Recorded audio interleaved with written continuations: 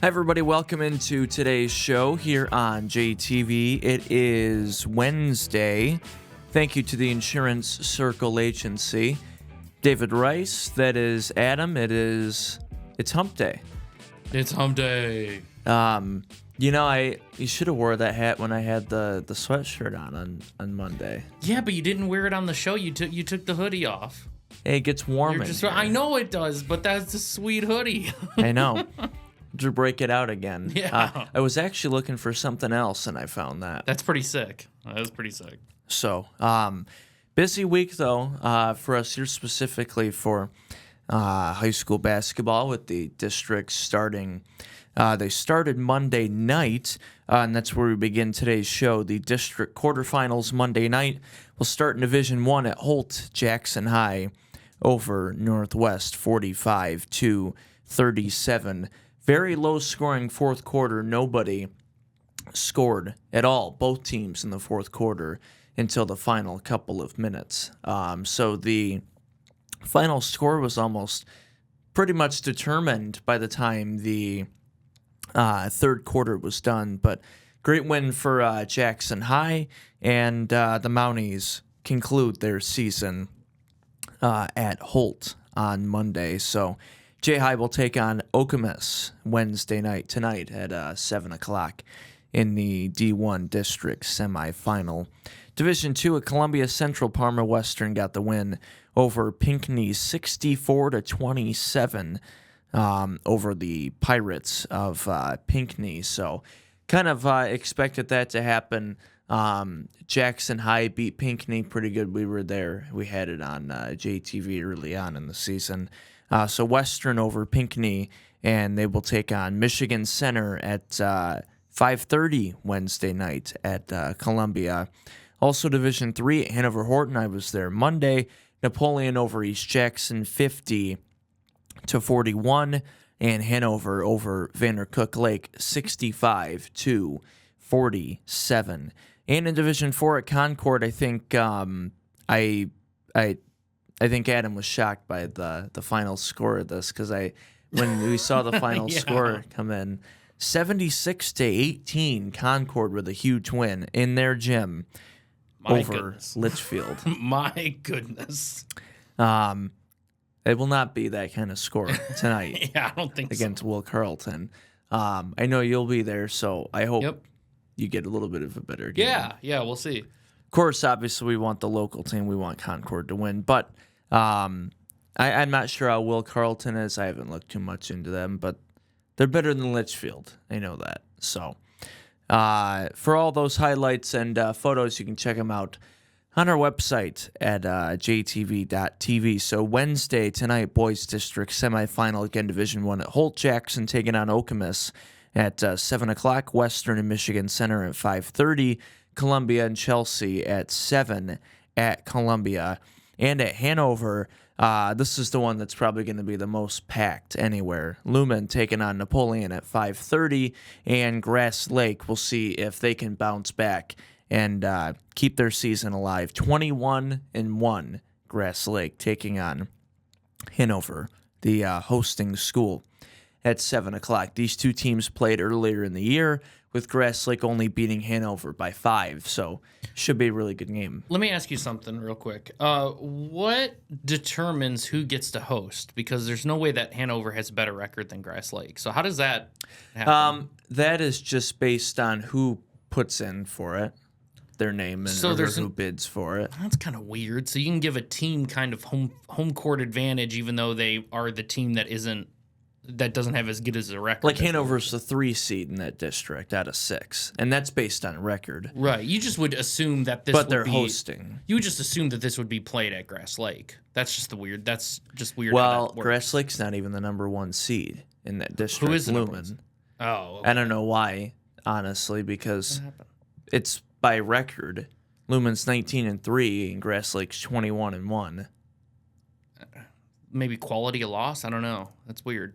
I don't know. They'd really take a long time to figure out who gets what seed then if they did it based on like strength of that's schedule true. and wins. I don't know. but- Just to me, you think that it would be the favorite would be hosting. It would be like the top seeds are the ones right, that host. but they have to just put their name in and bid and determine that way ahead of time. I guess, yeah. Each school year. That way they can block off the calendar if they have to host okay, I other see that. sports. Okay.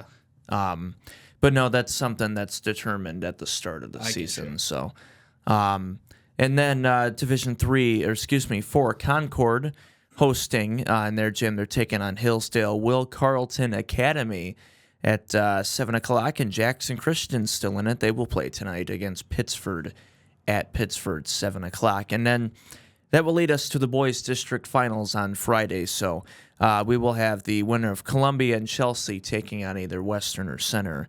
Columbia, 7 o'clock Friday, and the winners of the two Hanover games, 7 o'clock Friday at HH as well. And then if Concord and Jackson Christian both win, they will be playing, of course, on Friday as well. So we'll have all the photos and highlights and interviews and more on JTV.tv, and we'll have more coming up, of course, on Monday's show. So we're in the best time of the year right now.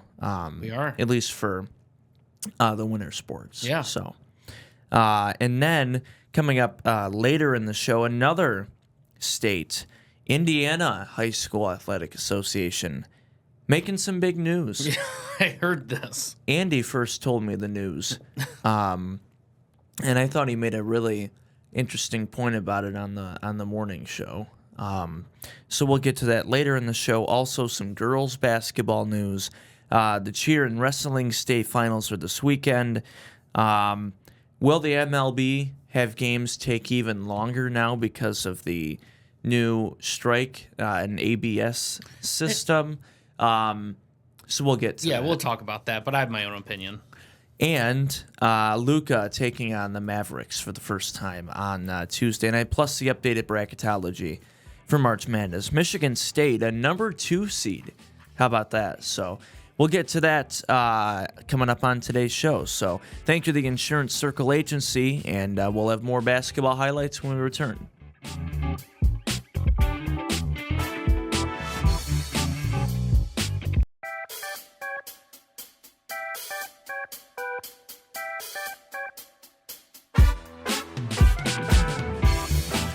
Welcome back here on JTV. Thank you to the Insurance Circle Agency, and thank you to Pataki Orthodontics. Great smiles, always in style, and PatakiOrtho.com in Grass Lake, Hillsdale, and Coldwater. Mentioned earlier, you can check out photos and highlights on our website, too, at jtv.tv from all the district highlights from Monday. Of course, we'll have plenty more tonight from Wednesday's games, and, of course, the district finals coming up on Friday. But if you missed Northwest Jackson High, D1 at Holt from Monday, and Western versus Pinckney in Division 2, thank you to, of course, always Minuteman Sewer and Drain for helping us bring you high school sports on JTV. And if you missed those two games, here are a few highlights from JTV Sports.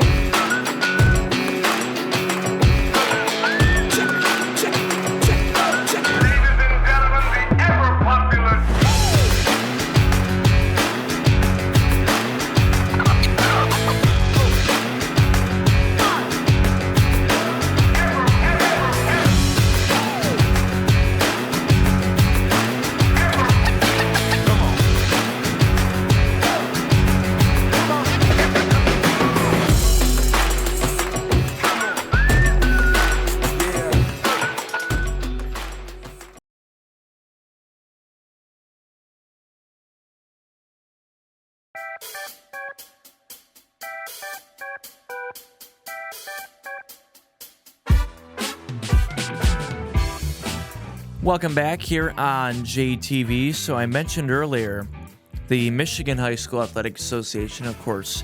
Everybody's been talking about having a shot clock for a while, and one step closer to improving the games here is actually seeding the districts now by record instead of a blind draw. But the state of Indiana High School Athletic Association making some news recently. They are now allowing transferring, like the transfer portal in Indiana So high strange. school basketball. You know, if you wanted to play at Vandercook or Napoleon for a year and that wasn't going well, you can just pick up and move to Lumen or Grass Lake for a year. And if they don't like that, well, you can spend your third year of high school at whatever other school. And same thing for fourth year. I hope more schools or more states don't turn to this.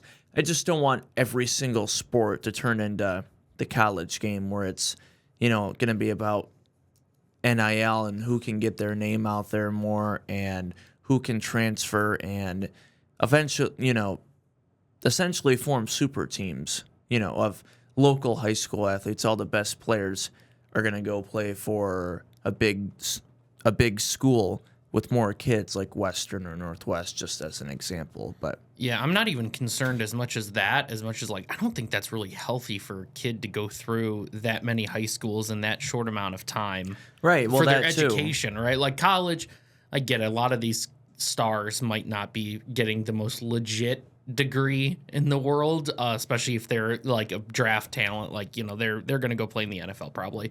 But I think high school is a little bit more important for that. So I think that's just probably not a good idea to have a kid be at a different high school for all 4 years potentially. And again, it's not college either. You're talking about if you're a freshman, 14 or 15 years old. You know what I mean? 14 to 17, 18 Yeah, year it old just high doesn't- school kids. It's not right. And you could go to 2, 3, 4 high schools in 4 years. And it's not like you can redshirt, have a fifth year of high school. You know what I mean? Yeah. So you only get the 4 years. Right. It's just 2, 3, however many high schools in 4 years. And then if it were to come to Michigan, I don't think it would. But if it did, you'd get like the 3 or 4 best girls or boys players in the area. Essentially what they could do is all go to one school and, basically just become the one team in the area. They could essentially become the Miami Heat of the 2010s. Not one, not two. Oh, They only jeez. won 2 championships. Yeah, that's right. But I'm just worried that's going to get to more states. I think what we're focused on right now with Michigan is just trying to get a shot clock here. Is that something you want? I know the discussion's been made. I'm an advocate for it, 100%. You think it'll just speed up the game? What do you think? Or what do you think's Yeah, the advantage? and not very many teams use, because we talked about it a little bit with Coach Norris from Grass Lake when he was on. Not very many teams anyways use the stalling method and hold the ball like the last 2 minutes anyways. They usually hold it for the last 30 seconds. The shot clock would be 30 or 35 like college anyways. But, I think it would create more shots in the game, more action by that.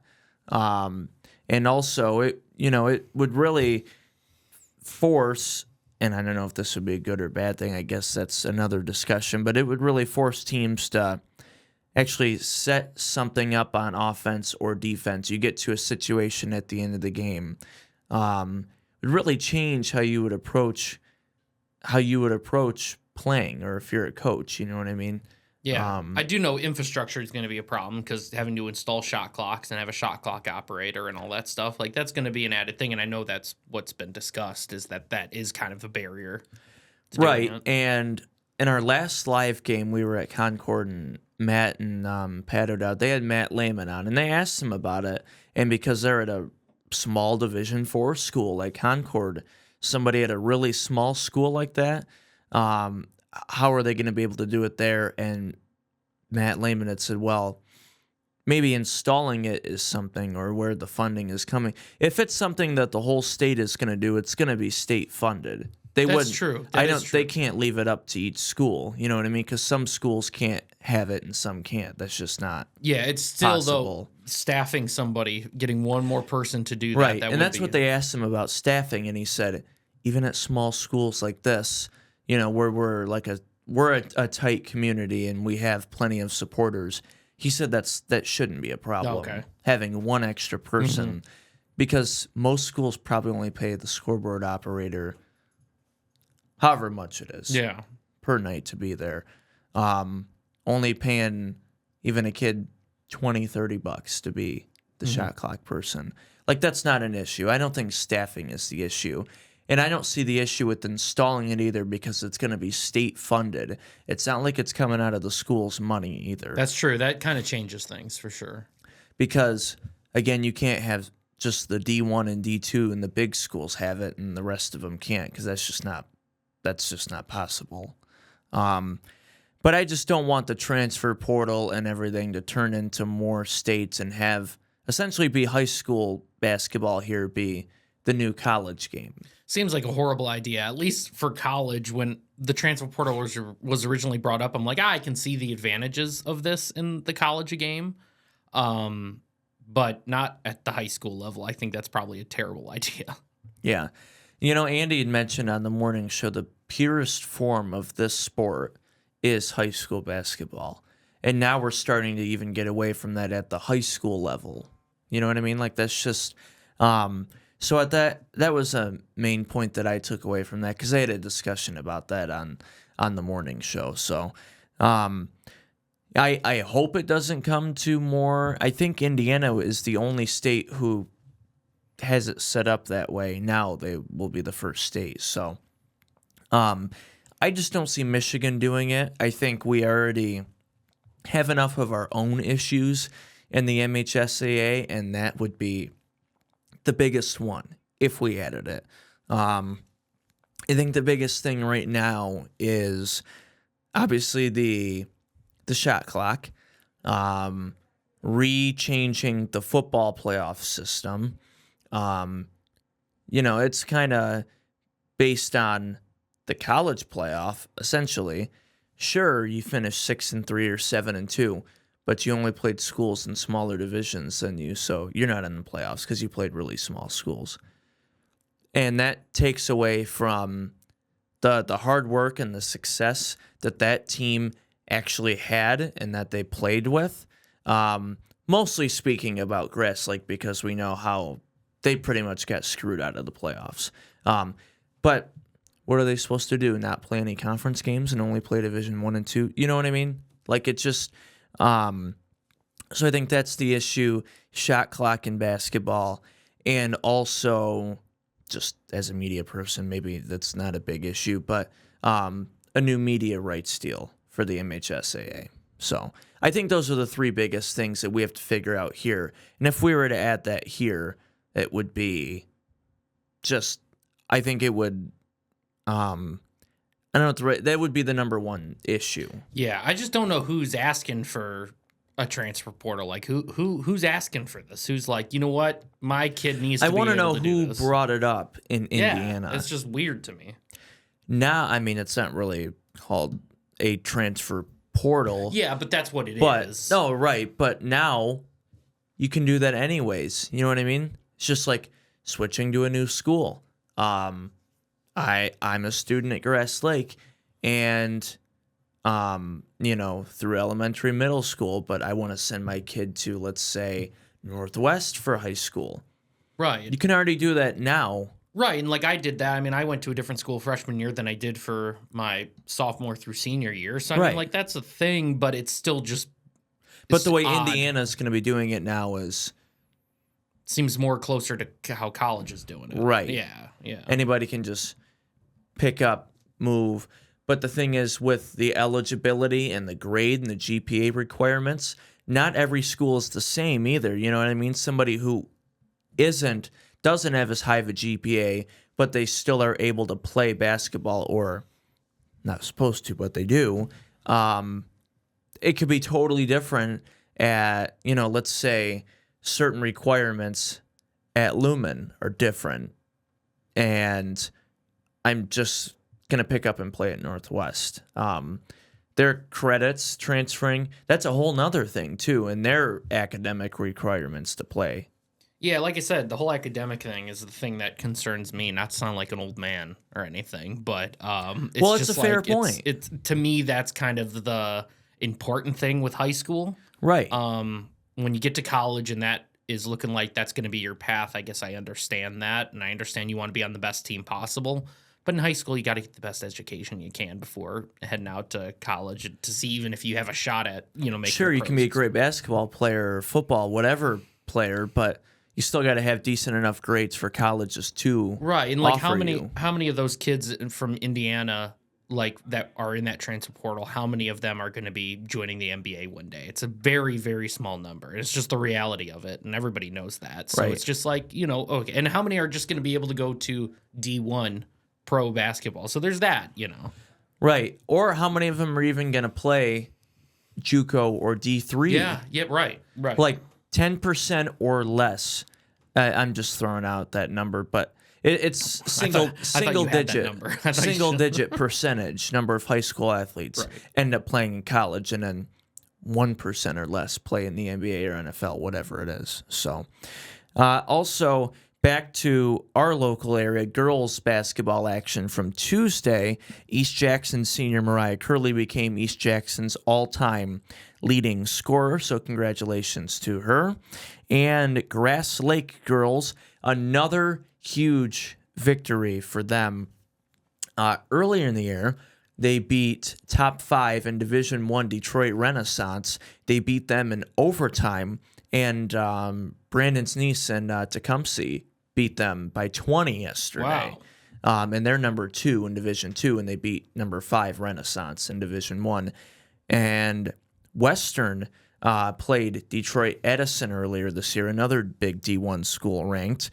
But Western Grass Lake played last night in Parma with number 4 in Division III Grass Lake defeating Western 69 to 58. So big win for Grass Lake and a big accomplishment for East Jackson.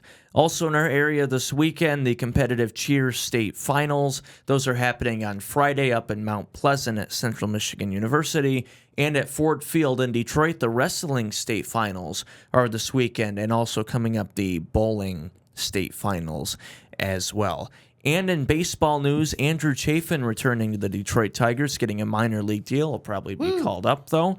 And Akil Baddoo will miss the start of the season with an injury. So everybody from that Dodgers trade, Flaherty and Chafin, are right back to Detroit. Yeah, I think there might have been somebody else, but I can't remember. I know those two were the ones that I was most heartbroken with that we got rid of at that time, were probably those two.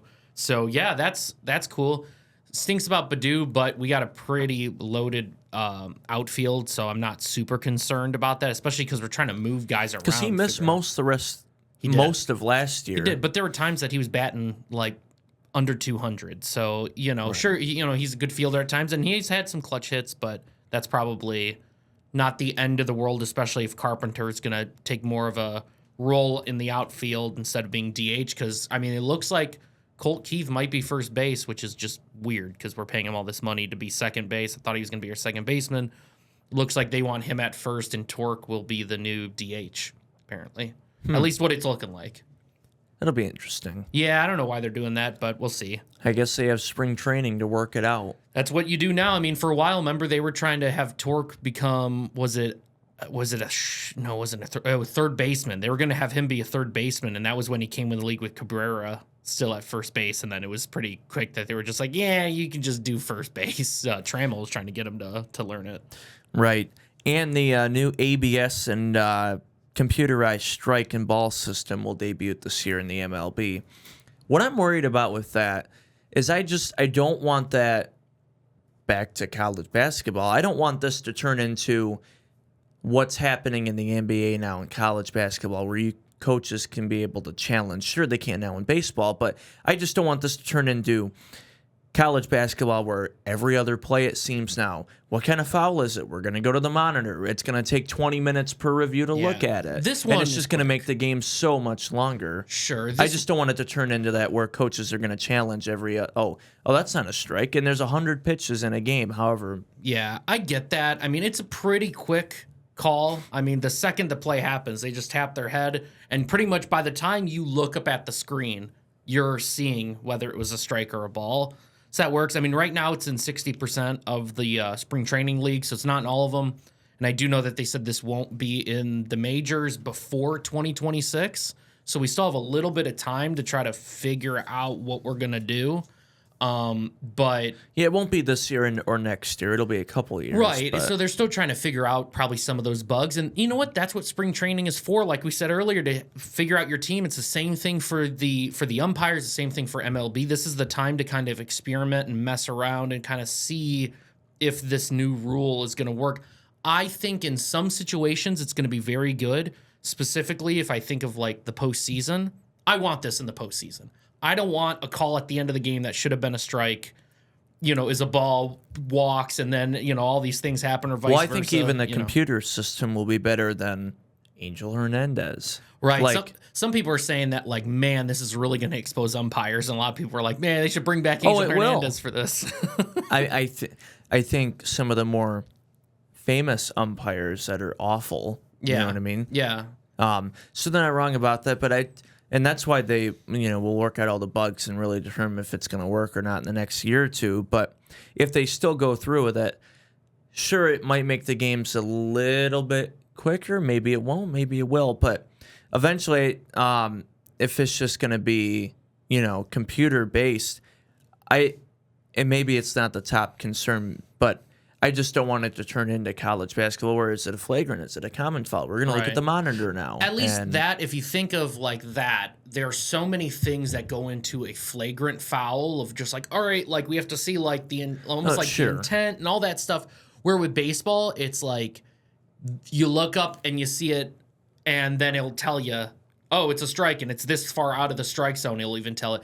The only thing that I kind of think is weird about it is like trying to define, all right, if it crosses into the zone and then goes out, what? Because I've seen a pitch that went in the zone, back out, and they counted it out, and it's like it kind of crossed the plate in the zone. I guess that's why I'm worried, because of those kinds of pitches that happen more often than we think. Yeah, it starts in the zone and then ends up being outside of the square, the zone. In. Yeah, but it's still broken, or the pitch ends up being partially on the line, and how are they going to look at that? And then that's when they look at the monitor and blah, blah, blah. Yeah, I'll be curious to see. I'm okay with it right now. I think the thing that slows down the game more would be some of which they've gotten so much better than at the beginning, but some of those reviews of like, is it fair or foul, or did the fan have, interference, or those types of plays remind me of like the flagrant plays and stuff like that in the NBA, where it's like kind of takes a little bit more time to look at it. Luckily, this is a little bit quicker, and with this not being introduced until a couple years, it's like, all right, let's work out the bugs now. Maybe they'll even develop better things with the system to be able to have this be a faster thing, and maybe even work out those bugs to where it'll figure out if it went in the zone at any point, Right. So we still have a couple years until it debuts. Yeah, though, so. I still think it's good that we're doing it because I witnessed Galarraga's imperfect game, so anything that's like helping to fix things like that happening, I'm totally okay with that. Well, that was a base. Sure, but I just mean like anything that could potentially decide a game. Like if we have if there was a perfect game and then strike, they walked instead of strike three and it cost a perfect game, it's like I'd rather have this in place already than have another pitcher to have to go through that, because Galarraga deserves to have that perfect game and he doesn't have it. Also, we're gonna move on, but really quick, I just thought of this though. How is the computer gonna be able to switch like where the zone is, because not everybody's the same height? You know what I mean? I think it measures once the batter steps in, it can see, shoulders to knees kind of, and it can figure out the strike zone of it. I think that was kind of part of the development of it, is to have it because the strike zone changes. I mean, that's why you had Eddie Goodell had that one at bat. Do you know who that is? I've never heard It's a guy that name ever. This was like a tactic, a baseball tactic in the early like 1900s. This guy got a guy that was like 3 feet tall and had him come into a game. So his strike zone was like that big. And he walked on 4 straight pitches because it's like you're trying to dot a strike zone that's like that big. So they got to have something You're going to be to throw able it to in do the it. perfect spot, and if you throw in that spot, he's going to swing anyways. Yeah, and I think the owner of the team or the manager of the team, when he brought that guy out there to hit, he said, if you swing at any of these pitches, I have a sniper out in the outfield and will hit you if that happens. So don't swing the bat. He didn't swing the bat. 1 at bat in his lifetime, and he got a walk. Talk about Second Amendment rights there. Well, it was the early 1900s. It was almost the Wild Wild West at that point. It was ridiculous. A little bit different than what we have now. You can't do that now. Yeah, Ty Cobb's running into the stands, beating up people. It's ridiculous out there. When we come back, the updated bracketology March Madness predictions came out yesterday, and Luka and LeBron taking on the Mavericks for the first time since the trade. So we'll wrap things up when we come back.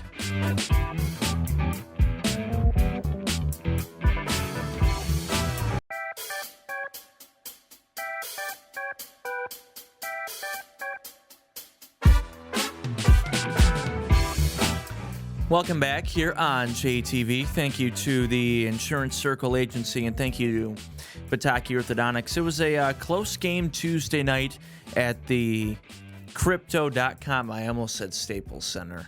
I think people still remember it as Staples I think a lot Center. of people probably still call it that in the LA area. At least that's what I hear. It's that a lot of people still call it Staples Center. Oracle, even though Yeah. they're not in Oakland anymore. Yeah, that's but- a good point.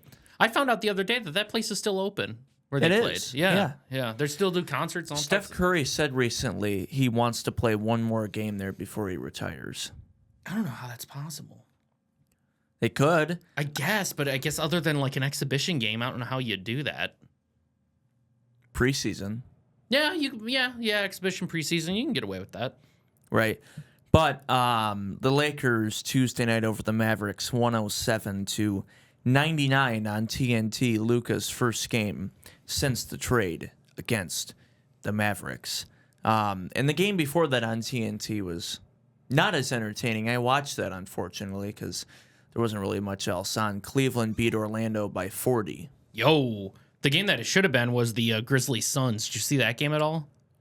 I did not. Final score was 151 to 148. Did anybody play defense? Well, it did go to overtime. There's that, but also no. So nobody played defense. It's modern NBA, so no defense was played. Oh, that's fair. So the Lakers, well, surprisingly, maybe it's not, but the Mavericks are still playing well after the trade. Yeah. And Anthony Davis isn't even playing yet for them because he's hurt. Shocker. And I couldn't even recognize Kyrie when they were doing the starting lineups last night because he shaved off all his facial hair. So he looks like a young Duke and Cleveland Kyrie. Isn't that again. weird? I saw that, and it was just like, what on earth?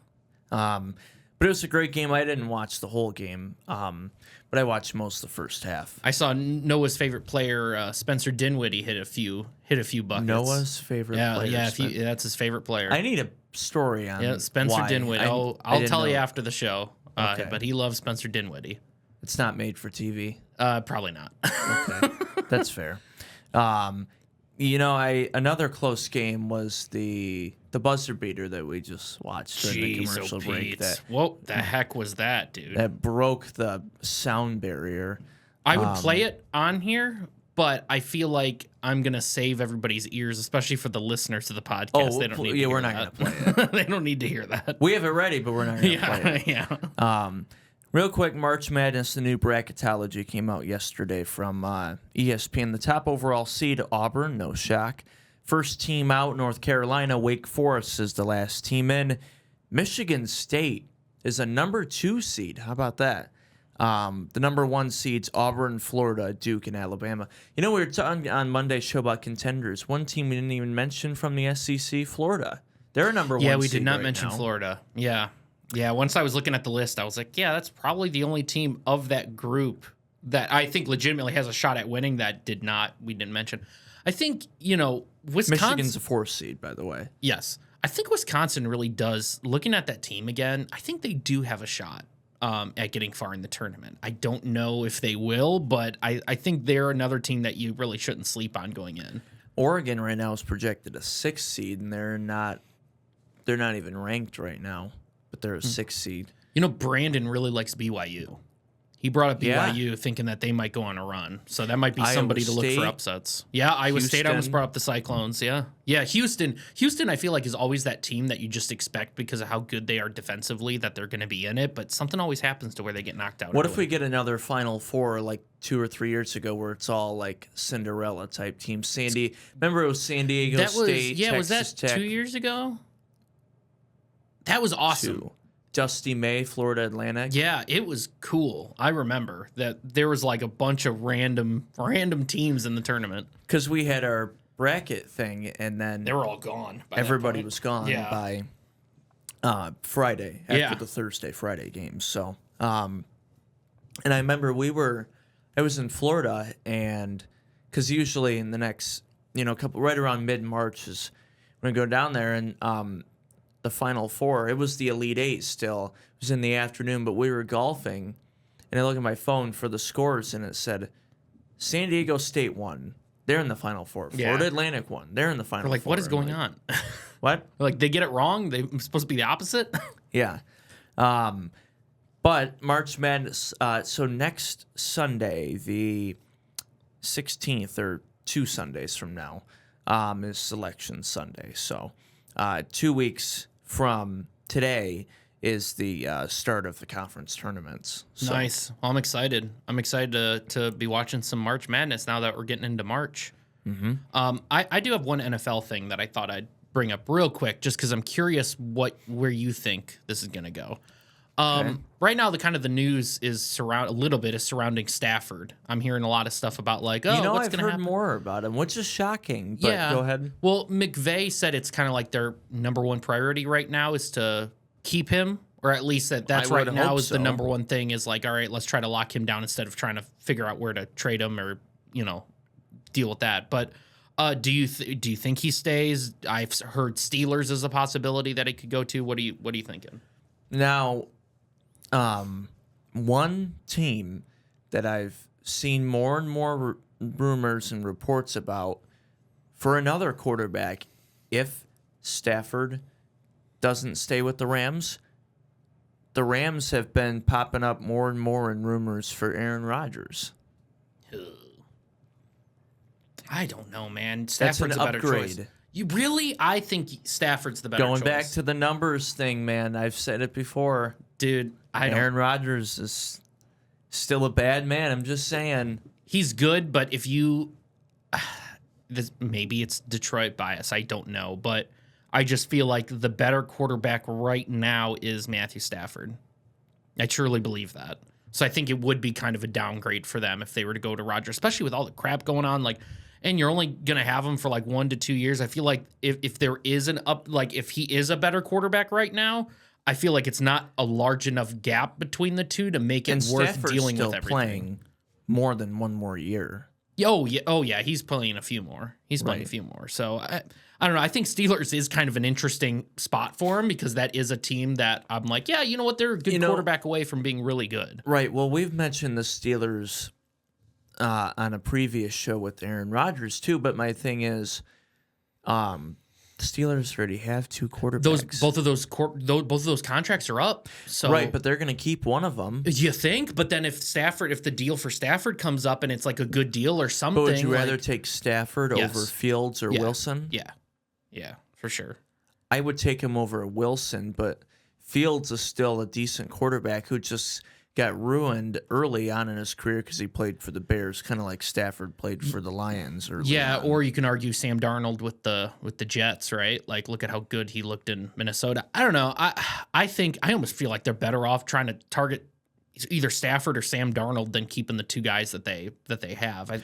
I mean, we've talked a lot about that Darnold and Well, the free Vikings agency is going to be huge because there's going to be Stafford, Rodgers, Darnold, Fields, Wilson. Yeah. And then on top of that, all the trades that we've discussed that could potentially happen. I know the Browns are saying Cooper they Kupp, want Devontae Yeah. Adams, Myles Garrett, Max Crosby, Joey Bosa. Well, the Browns want to keep Myles Garrett. That's pretty much what they've said. It's like, hey, we're not looking to get rid of him, but there's still some Deebo other guys. Samuel. Debo, like he's looking maybe for a trade. Christian McCaffrey. There's somebody else today. Who was it? There's somebody I looked up that they also are looking for a trade. But it's just this free agency period is going to be huge. So many big names are going to be likely on a new team. So, Harold Landry from the Titans, linebacker. Harold Landry the third. I think he's Pro Bowl. I think he's a Pro Bowl linebacker. But I guess Mel Kiper said that the Titans have said that he can go look for a trade. So there are I think probably this because he offseason plays for the Titans. That's why. well, Titans need everything. Well, yeah, and that too. But I think this offseason is going to be a very, very fun offseason, and we're going to be talking a lot about it, I think, on this show. For sure. So before we go, subscribe to JTV Sports again for how much? Oh, it's for 0.0. Wait. For 0.0? Wait. No, it's free. It's free. I messed that up. Free 99. It's free 99. And you can subscribe to both of our colleges as well, Spring Arbor and JC on there. Now that we're in the thick of the winter sports season, a lot going on, a lot of photos and highlights almost every day in the scoreboard on our website. So definitely subscribe and keep yourself up to date on everything. So make sure you don't miss anything that's happening. So we've got the cheer, bowling, and wrestling finals all coming up this weekend and early next week. Boys district championships coming up on Friday. We'll have a few local teams taking home some hardware. And then next week we'll have boys regionals Tuesday, Thursday, if we have somebody make it to Thursday. And girls districts Monday, Wednesday, Friday. So we'll have a lot to get to on Monday's show. So have a great weekend. Have a great rest of your week. Thanks for watching and thanks for listening. And thank you again to the Insurance Circle Agency. And we will talk to you Monday. Bye-bye.